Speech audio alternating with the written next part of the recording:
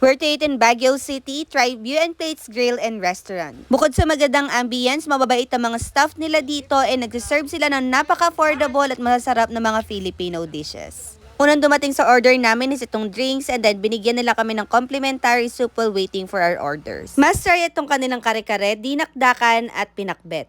While waiting sa iba pa naming in order is binless nga muna namin yung pagkain dito and then after a few minutes dumating na nga rin yung mga iba pa. The order time usually takes 15 to 20 minutes depende kung gaano karami yung in order mo.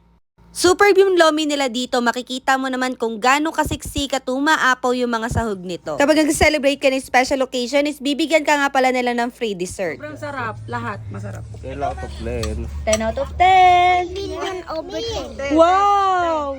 Na! O diba, super bang comment nila doon and talagang thumbs up kami dito. Kaya naman isama mo to sa bucket list mo kapag nagpunta ka ng Baguio City.